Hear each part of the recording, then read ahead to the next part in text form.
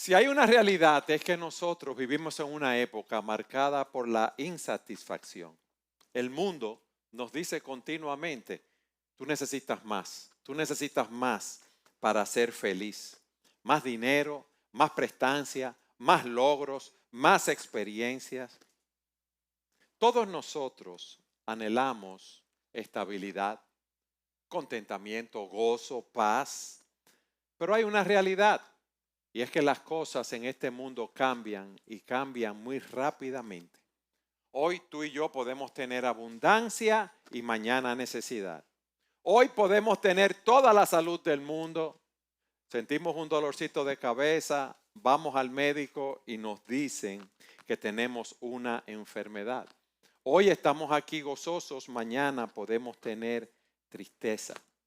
Y la pregunta que nos hacemos es, ¿cómo podemos permanecer gozosos, contentos, firmes y satisfechos en medio de tanta inestabilidad?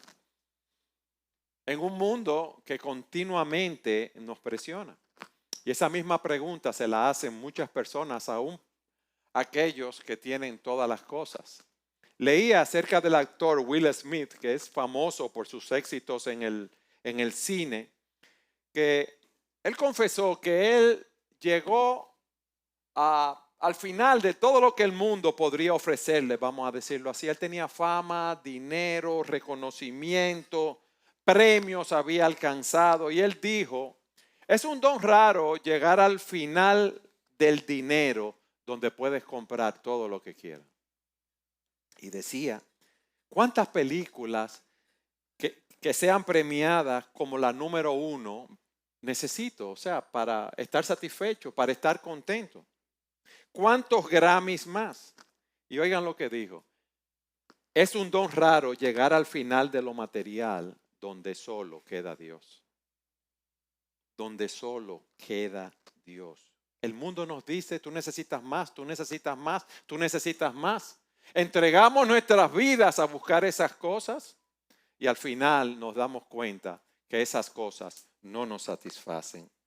Es un don raro, repito, llegar al final de lo material y vemos que solo queda Dios.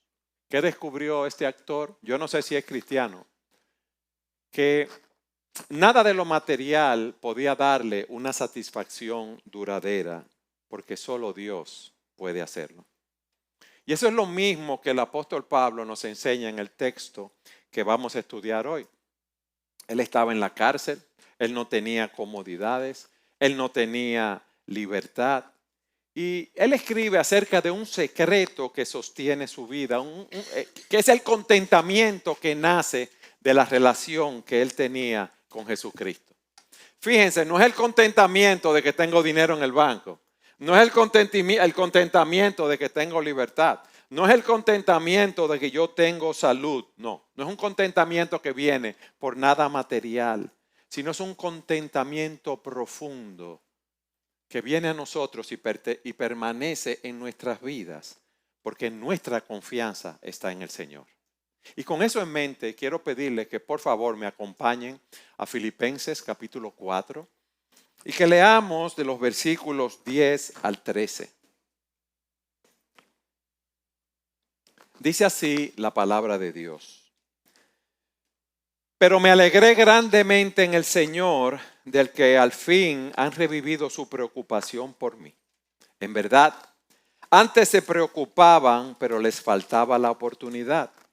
No que hable porque tenga escasez, pues he aprendido a contentarme cualquiera que sea mi situación. Sé vivir en pobreza y sé vivir en prosperidad. En todo y por todo he aprendido el secreto, tanto de estar saciado como de tener hambre, de tener abundancia como de sufrir necesidad. Todo lo puedo en Cristo que nos fortalece. Pablo nos presenta una proposición. Lo que yo les decía, la verdadera felicidad no depende de las circunstancias externas, sino de confiar en la providencia de Dios y fortalecerse en Cristo en cada situación. En estos versículos vemos 4 lecciones. Y para los que llevan notas le doy el bosquejo. Y esos 4 encabezados los tomé del pastor John MacArthur. Primero, en el versículo 10 vamos a ver que una persona con contentamiento confía en la providencia de Dios. En segundo lugar, en el versículo 11, veremos cómo una persona con contentamiento se complace con poco. En tercer lugar, cómo una persona con contentamiento no depende de las circunstancias. Y por último, una persona con contentamiento se fortalece en el poder de Dios. Pablo dice, y leo de nuevo, pero me alegré grandemente en el Señor, de que al fin han revivido su preocupación por mí. En verdad antes se preocupaban, pero les faltaba la oportunidad. Pablo está contento porque él está confiando en la providencia de Dios. Él ha recibido una ofrenda de parte de los filipenses y él dice, yo me alegré en el Señor. ¿Y por qué en el Señor? Porque él no veía esa ofrenda como un simple alivio material, sino que él veía primero la fidelidad de Dios en su vida, que estaba supliendo sus necesidades a través de la generosidad de los hermanos. Él se alegraba en el Señor porque sabía que el Señor era la fuente de la cual venía todo a su vida. Y luego que dice, me alegré grandemente en el Señor. Miren lo que dice el texto, de que al fin han revivido su preocupación por mí. Y él toma aquí un ejemplo de la botánica, de la jardinería, como una planta que vuelve a florecer. Él sabía que el amor de los filipenses por él no había desaparecido, que estaba latente. Y en su tiempo y en su momento, ellos le expresaron ese amor enviándoles una ofrenda. Y miren cómo él aclara. Antes se preocupaban, pero les faltaba la oportunidad. A través de los años, los filipenses habían cooperado con Pablo en el ministerio. Le habían apoyado cuando estuvo en Filipos, le habían apoyado en Tesalónica y en Berea. Y con el paso de los años, ellos habían mostrado su cuidado por Pablo. Pero de repente, Pablo deja de oír de los filipenses. Y alguien dice que habían pasado 10 años. Puede ser porque estaban en una situación muy difícil. Había iglesias que habían sufrido una gran pobreza. Quizás no sabían la situación de Pablo, no sabían dónde él estaba. Pero Pablo no se queja, no presiona, no murmura por eso, sino que él está descansando en que Dios controla todos los tiempos y todas las cosas, como nos enseñan muchos textos en la Biblia.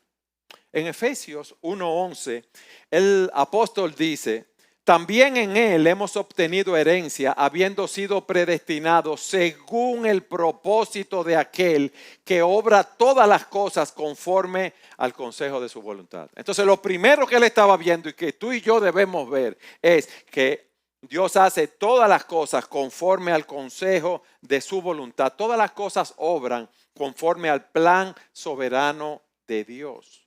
Toda buena dádiva y todo don perfecto, ¿de quién desciende? Del Padre de las luces, en quien no hay mudanza ni sombra de variación. Dios es que provee para nosotros. Ese fue el Dios que sustentó a Elías por medio de cuervos. Ese fue el Dios que envió a Elías donde una viuda pobre que no tenía que comer y lo mantuvo allí dándole aceite y pan durante muchísimo tiempo. La viuda compartió lo poco que tenía, pero ¿quién fue que proveyó para Elías? Fue Dios. Ustedes se lo saben, ¿verdad? Mis hermanos, mi pregunta es esta: ¿por qué se nos hace tan difícil aplicar esa verdad en nuestras vidas? ¿Por qué no reconocemos la providencia de Dios aun cuando no veamos una provisión inmediata para nuestra situación? Y más allá le voy a decir, nosotros tendemos a juzgar la falta de ayuda de aquellos que están cerca de nosotros y a decir que no nos aman porque están viendo nuestra situación y no nos están ayudando. Quizás hoy tú estás enfrentando problemas, puede ser una enfermedad, puede ser un problema financiero, puede ser un conflicto familiar o una situación injusta que no cambia. Tú has orado, tú has esperado, pero las circunstancias siguen igual. No ha llegado la ayuda que tú estabas esperando. La situación no ha cambiado. No hay una respuesta visible. En esa situación, al igual que Pablo, tú debes recordar estas verdades. Dios no ha dejado de cuidarte, ni dejará de cuidarte, aunque tú no veas la ayuda inmediata.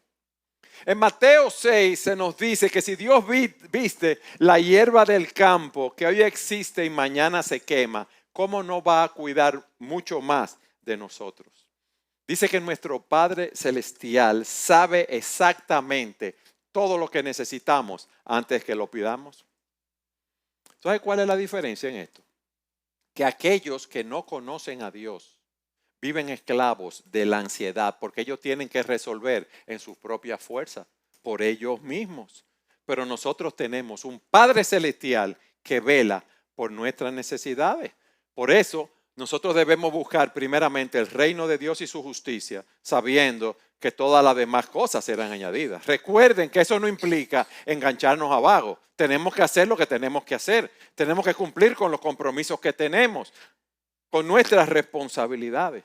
Pero debemos recordar que todas las circunstancias, incluyendo las demoras, están bajo el control soberano de Dios. Esa enfermedad sigue ahí. Esa deuda sigue ahí. Los intereses siguen corriendo. Ese conflicto con esa persona no mejora. Pero recuerda que Dios hace todas las cosas conforme al designio de su voluntad. Lo que para ti y para mí es una demora, en el plan de Dios, Él está trabajando para formar nuestro carácter a la imagen de Jesucristo. Eso es lo que Pablo entendió. Que esa ofrenda llegara, vamos a decir, tarde, no se debía a negligencia de los filipenses, sino que estaba dentro del plan de la providencia de Dios. Entonces tú y yo debemos esperar, confiando en eso en nuestras vidas.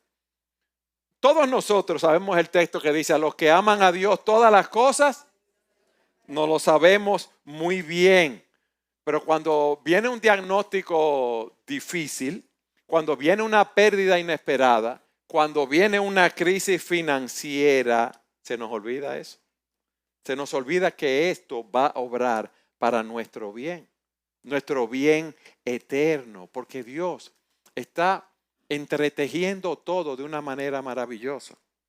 Usted ha visto en las personas que tejen, que toman el hilo con las dos agujetas y empiezan a tejer y va saliendo algo maravilloso. Entonces nosotros debemos aprender a confiar así. Pero no solo a confiar, le voy a decir otra cosa. No juzguemos a los demás porque no hacen lo que nosotros esperamos que hagan con nosotros. ¿Se entiende? No lo juzguemos. Puede que haya personas que quieran ayudarnos, pero quizás no han tenido la oportunidad. Y Pablo, les repito, vio que la ayuda de los filipenses que llegó tarde como parte de la providencia de Dios. Debemos aprender a confiar en los tiempos de Dios. No pienses que Dios se ha olvidado de ti. Confía en que Él está utilizando este tiempo, esta situación, para acercarte a Él, para que tú crezcas a la imagen de Jesucristo. No empieces a juzgar a las personas que tú piensas que podrían ayudarte y no lo han hecho. Quizás le falta la oportunidad, como le pasaba a los filipenses. Lo que tú sí debes hacer es dejar de mirarte a ti mismo y elevar tu mirada al cielo y mirar a Jesucristo, quien está a la diestra del Padre intercediendo por ti y reinando con el Padre. Porque si no, te vas a amargar. Y tu contentamiento, tu paz, tu gozo no dependen de la provisión, sino de que tu vida está en la mano de Dios. Pero también, hermano, yo le voy a decir lo opuesto. Nosotros vivimos en un mundo individualista. Y el ejemplo de los filipenses es un ejemplo grande para superar ese individualismo y ese egoísmo en nuestras relaciones con las demás personas. Quizás nosotros vivimos absortos en nuestro propio mundo, en nuestra familia, en nuestro trabajo, en las redes sociales. Y se nos olvida que hay personas a nuestro alrededor que están en necesidad. Y nosotros necesitamos revivir ese amor como pasó con los filipenses. En la iglesia hay hermanos que están enfermos. En la iglesia hay hermanos que necesitan de aliento. ¿Y por qué tú no los visitas? ¿Por qué tú no los llamas y no estás con ellos? cuando tú lo hagas, tu contentamiento va a crecer al ver cómo Dios usa tus dones y talentos para la gloria de Dios. Va a crecer. Entonces, una persona con contentamiento confía en la providencia de Dios. Hemos visto que nuestro verdadero gozo no está en los bienes que tenemos, sino en reconocer que cada acto de amor y provisión viene en última instancia de la mano del Señor. En segundo lugar, una persona con contentamiento se complace con poco. Miren el versículo 11 lo que nos dice. No que hable porque tenga escasez, pues he aprendido a contentarme cualquiera que sea mi situación. Pablo nos dice que su gratitud no surge de la desesperación. Su gratitud no surge de la escasez. Porque él no quiere que los filipenses interpreten mal su palabra como si su contentamiento, su felicidad y su gozo dependiera de la ofrenda que le llegó. Más bien, él nos dice que él ha aprendido a contentarse en cualquier circunstancia. Y esa palabra contentarse en el mundo antiguo, en el griego que se escribió el Nuevo Testamento, era una filosofía de los estoicos, que ellos describían la autosuficiencia, de que ellos podían bastarse a sí mismos. Los estoicos no tenían que depender de nada ni de nadie. Un hombre autarques, que es la palabra que se utiliza aquí, era un hombre que tenía dentro de él todos los recursos necesarios para ser feliz, independientemente de lo que pasara a su alrededor. Pero Pablo toma ese concepto y lo cambia, porque el contentamiento no significa ser autosuficiente, sino Cristo suficiente. Ese es el punto. No es una independencia orgullosa, sino una dependencia humilde de Cristo. El creyente no dice como esos estoicos, yo me basto a mí mismo. No, Cristo me basta en toda circunstancia que me encuentre para yo poder enfrentarla y seguir adelante. He aprendido, dice Pablo, era algo que yo no conocía.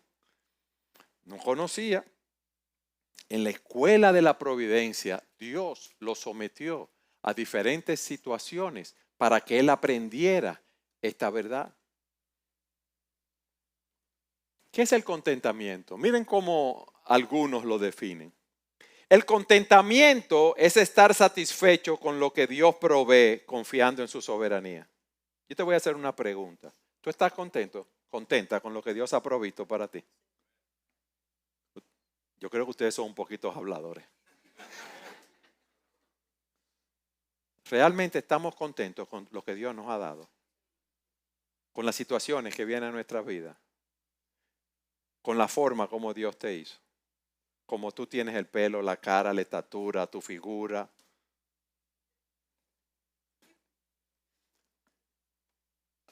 Un pastor define el contentamiento también como la convicción de que lo que tengo y vivo, lo que estoy viviendo ahora es exactamente lo que Dios quiere para mí. Y si eso es lo que Dios quiere para mí, yo estoy bien. Él dice, la confianza que si necesitara algo más en mi situación presente, Dios me lo daría. La confianza que si yo necesitara algo más en mi situación presente, Dios me lo daría. También dice, es la certeza de que cuando necesite algo más en el futuro, Dios me lo dará. Y lo digo con ese énfasis, mis hermanos, porque tenemos que aprender mucho en la escuela del contentamiento.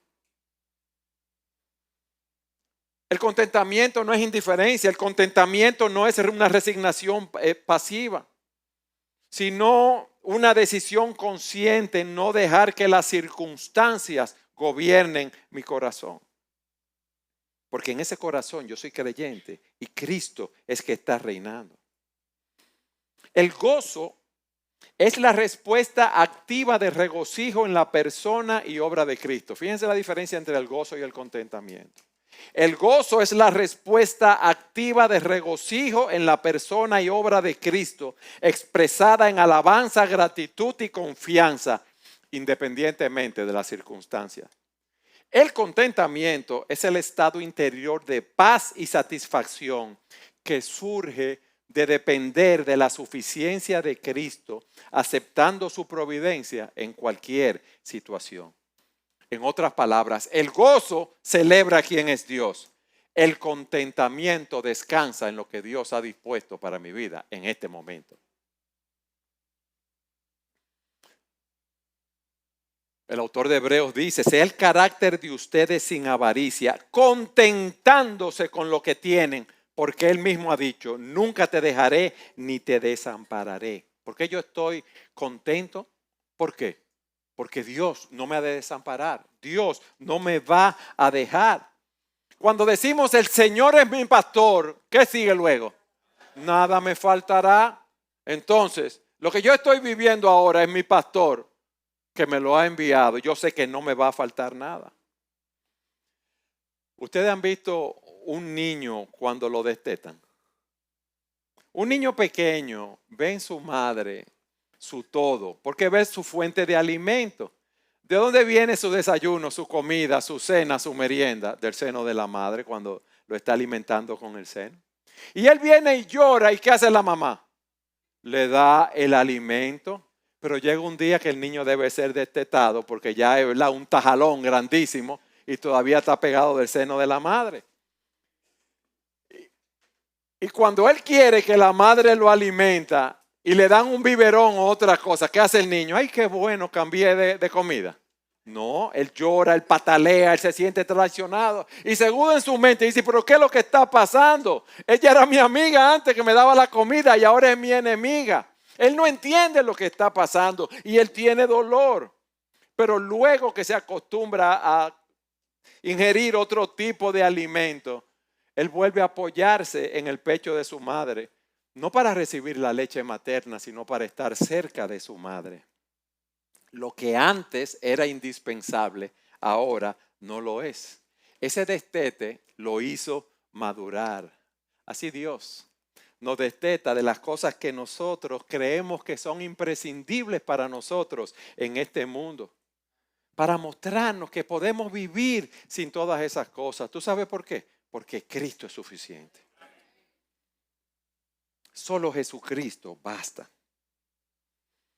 Ahora, el contentamiento, como dije hace un rato, no significa resignarse pasivamente ante las circunstancias, no es una actitud de impotencia. Yo debo hacer todo lo que esté a mi alcance para salir de una situación en la cual me encuentro, en la cual pueda salir, pero debo hacerlo descansando en Dios. Tú puedes tener un conflicto en tu matrimonio y puede que haya discusiones alrededor de las deudas, alrededor de la falta de recursos, alrededor de la educación de los hijos. ¿Y qué tú piensas? Bueno, cuando la economía mejore, entonces vamos a estar en paz. Esa es la manera de pensar. Cuando mis hijos se porten bien, entonces vamos a estar en paz. No. Hemos visto, como Pablo nos dice, que el contentamiento no depende de las circunstancias. No es porque las circunstancias cambien, no. Si yo he aprendido a descansar en Cristo en medio de ellas. Porque yo sé que ese fiel pastor nunca abandona a sus ovejas. ¿Cuándo yo voy a tener contentamiento si estoy enfermo? ¿Cuando se me quita la enfermedad? No.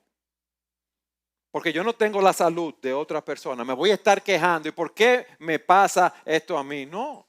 Yo debo agradecer a Dios en medio de la situación en la cual me encuentro. Porque Él me da la fuerza diaria para seguir adelante, para tener un tratamiento.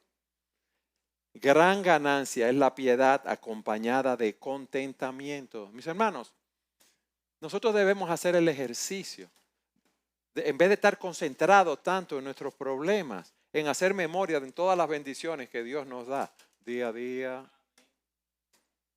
Dice la Escritura, teniendo abrigo y sustento, estén contentos con eso. Nosotros hicimos un programa de Entendiendo los Tiempos donde hablábamos del descontento, de la presión que viene sobre muchos matrimonios y muchas personas al estar conectados todo el día en las redes sociales, en Instagram, en TikTok, porque todo lo que se vende ahí es que las personas están sumamente bien y viven vida maravillosa y son los mejores matrimonios y son los hijos que mejor se portan y son las personas que tienen todo cubierto. Y eso crea descontento e insatisfacción. Por eso nosotros debemos aprender a agradecer a Dios lo que nos da. Y ustedes saben y se ríen, porque eso de las redes es una falsedad muchas veces. Usted ve esas personas con un matrimonio precioso, abrazado, agarrado de mano, y eso fue para una foto antes de entrar donde el abogado que lo va a divorciar. Es así. Una persona con contentamiento confía en la providencia de Dios. Una persona con contentamiento se complace con poco. Una persona con contentamiento, en tercer lugar, no depende de las circunstancias. Pablo dice en el versículo 12, sé vivir en pobreza y sé vivir en prosperidad. En todo y por todo he aprendido el secreto, tanto de estar saciado como de tener hambre, de tener abundancia como de sufrir necesidad. Eso es un aprendizaje, mis hermanos. Tenemos que aprenderlo. Él dice, yo he aprendido ese secreto. Yo no nací sabiendo eso. Yo me convertí al Señor y aún así no lo sabía. Y él dice, yo sé vivir en pobreza. Él experimentó en carne propia lo que es esa situación. Recuerden que él fue perseguido, él fue apedreado, él fue arrastrado, él fue dejado por muerto. Él estuvo en un cepo, en una prisión en Filipo. Contra él hubo conspiraciones para matarlo por su servicio. Él dice que él estuvo en naufragio, en peligro de ladrones, en peligro de río, en todo tipo de cosas en el ministerio. Y muchas veces él no llegaba a tener lo que era necesario porque muchas cosas le faltaban. Él sí sabía lo que era experimentar una gran penuria, pero nada de eso lo privó de su contentamiento. Yo supe lo que eran los problemas, dice Pablo. Yo sé lo que es vivir en prosperidad. Recuerden que Pablo, antes de convertirse, era un fariseo prominente. Era una persona reconocida. Y también con los hermanos. Él estuvo muy buenos momentos de comunión con los hermanos. Pero él dice, yo he aprendido el secreto. Y el secreto no está, mis amados, en cerrar los ojos al dolor. El secreto no está en tener todas las cosas, porque tú puedes tener todo el dinero del mundo y no vas a estar satisfecho. ¿Por qué? Porque Dios ha puesto eternidad en nuestros corazones y el dinero no nos va a satisfacer. Él descubrió la paz y la estabilidad que se encuentra en Jesucristo, sin importar nada de lo que ocurra a su alrededor. Y Dios en esa escuelita, en ese currículum, nos hace pasar por diferentes etapas en nuestras vidas, para mostrarnos que Él es Dios cuando la mesa está llena, pero que Él es Dios cuando la mesa también está vacía. Él se lo enseñó a Job. Job dijo, desnudo salí del vientre de mi madre y desnudo volveré allá. El Señor dio y el Señor quitó, bendito sea el nombre del Señor. En Eclesiastés nos dice el autor, en el día de la prosperidad goza del bien y en el día de la adversidad considera. Dios hizo tanto el uno como el otro, a fin de que el hombre no descubra nada de lo que sucederá después de él. La vida tiene días de abundancia, tiene días de dificultad y ambos vienen de la mano de Dios. Dios quiere que nosotros seamos como esos buenos marineros. Los buenos marineros son los únicos que saben navegar cuando el tiempo está bueno. No, el buen marinero navega con el tiempo bueno y con el tiempo malo. Cuando llegan esas olas grandes, él sabe cómo navegar en medio de las tormentas y Dios quiere que tú y yo aprendamos a confiar en Él, no solo en el tiempo de la prosperidad, sino en el tiempo de la adversidad. Mírate a ti, como se veía Pablo, si podemos decirlo así, como un marinero del Evangelio, que él había aprendido a mantener su rumbo, no importaba las condiciones que hubiesen a su alrededor. Hermanos, hermanas, estamos en un tiempo de inestabilidad en la economía, inestabilidad mundial, inestabilidad laboral. Ahora con esto de la inteligencia artificial se proyecta que muchas carreras van a desaparecer, que muchos trabajos van a ser sustituidos por la inteligencia artificial. Y eso va a traer muchos problemas en los trabajos, en la economía, en diferentes cosas.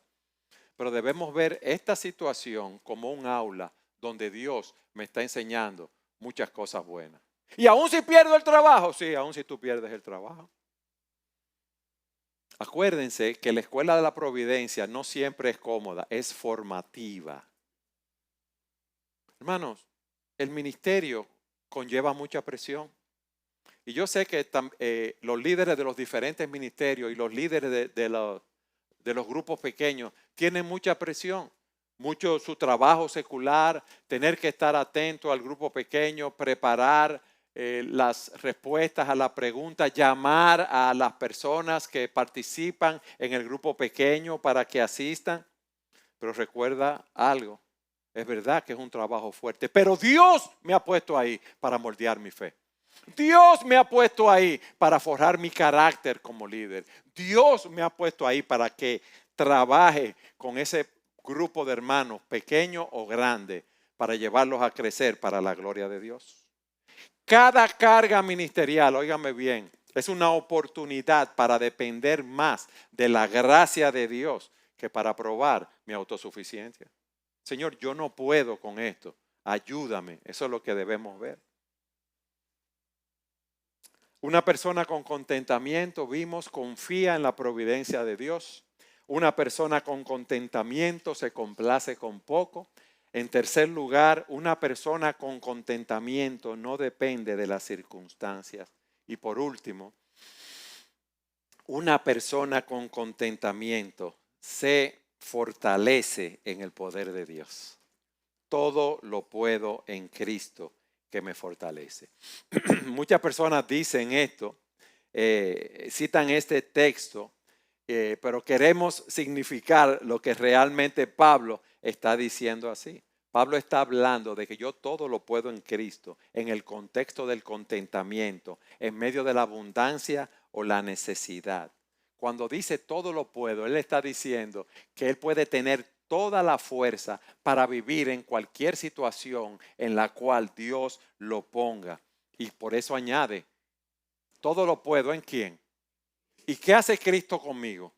Me fortalece. Él no dice yo soy el papaupa, el que puede hacerlo todo. No, yo todo lo puedo hacer porque Cristo me fortalece. Esto es una confesión de dependencia. Él sabe que Él no se sostiene a sí mismo. Él sabe que no puede hacer las cosas por sí mismo, sino que Cristo lo capacita día a día para perseverar aún en medio de las situaciones más adversas.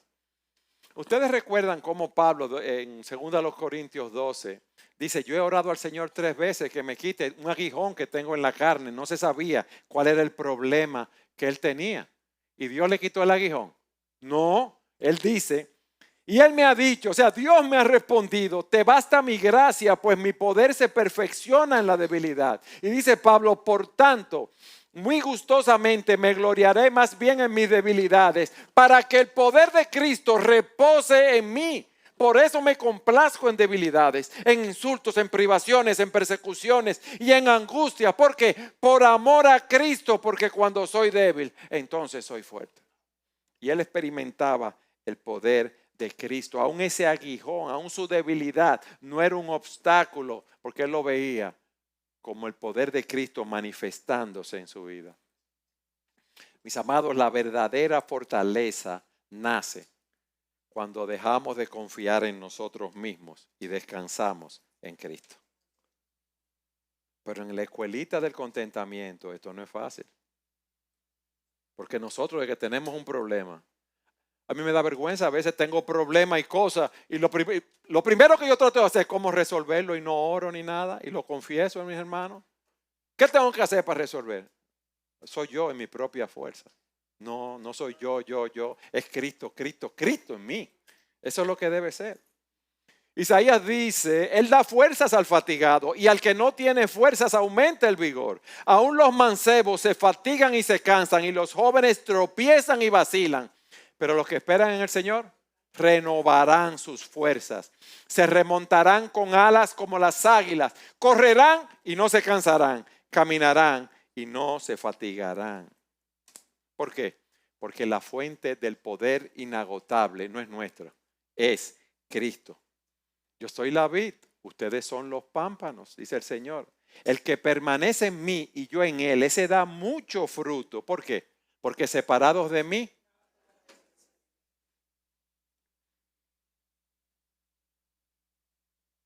Yo estuve en los 40 años del Colegio Cristiano Logos esta semana que pasó y fue maravilloso.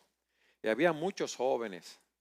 Y en ese grupo estaba Leonardo Medina, también estaban todos con sus violines tocando. Hermanos, un violín es algo frágil, es un pedazo de madera, ¿verdad? Bien arreglado con las cuerdas para que produzca un sonido. Y si yo cojo un violín que no sé tocar, ¿qué va a salir de ahí? Chirrido, ¿verdad? Pero cuando yo veía a Leonardo y los demás hermanos tocando el violín, el cello y todos los instrumentos, producían una música hermosa. ¿Por qué? Porque el instrumento estaba en las manos correctas. Así es nuestra vida. Aún en nuestra fragilidad, cuando estamos en las manos de Cristo, Él produce en nosotros la fortaleza y el contentamiento que tú y yo necesitamos. Y eso es lo que nosotros necesitamos en nuestras vidas. Mis hermanos, la gracia de Dios operando en nuestras vidas. En conclusión, yo empecé diciendo que la vida en este mundo es inestable, que hoy podemos tener salud y mañana enfermedad, hoy podemos tener abundancia y mañana necesidad, hoy gozo y luego tristeza, porque vivimos en un mundo caído. Y la pregunta no es si vamos a vivir una vida libre de problemas, de dificultades, de conflictos. La pregunta es si hemos aprendido cuál es el secreto para permanecer firmes en medio de esos problemas. Vimos el ejemplo de este actor, Will Smith, que él descubrió que la fama, el dinero y los logros no bastaban para llenar su corazón. Él dijo al final de haber conseguido todos esos logros, solo queda Dios. Pero Pablo nos ha mostrado hoy lo que ese actor apenas vislumbró. Cristo no es el recurso final. Cristo es la suficiencia total para nuestras vidas. Óyelo bien. Cristo es la suficiencia total para nuestras vidas. Por eso, como hemos visto hoy, el apóstol Pablo podía decir, me alegré grandemente en el Señor. He aprendido a contentarme cualquiera que sea mi situación. Sé vivir en pobreza y sé vivir en prosperidad. Todo lo puedo en Cristo que me fortalece. Ese es el secreto del contentamiento. Confiar en la providencia de Dios en cada paso en esta vida y fortalecernos en Cristo en todas las circunstancias de esta vida. Y ese es nuestro llamado hoy.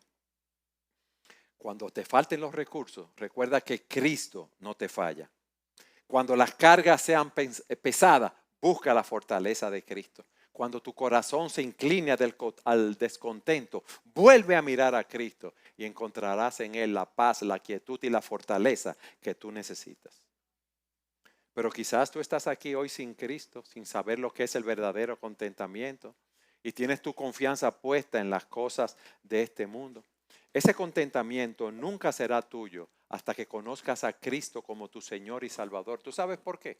Porque Cristo dice, yo soy el pan de vida. El que viene a mí no tendrá hambre y el que cree en mí nunca tendrá sed. El vacío de un corazón sin Cristo no se llena con logros, no se llena con posesiones materiales, no se llena con placeres, sino Cristo mismo, porque solo Cristo satisface esa hambre espiritual. Y por eso el apóstol Pablo dice, justificados pues por la fe, tenemos paz para con Dios por medio de Jesucristo. Si Cristo, tu mayor problema no es la falta de recursos, sin Cristo, tu mayor problema es que tú no tienes paz con Dios. Y esa paz solo se encuentra por medio de la fe en Él, quien murió y resucitó para darnos la vida eterna. Y hoy el Señor te llama a venir a Él, porque hemos visto que el secreto del contentamiento no es tenerlo todo, es tener a Cristo como el todo de tu vida. ¿Es eso una realidad?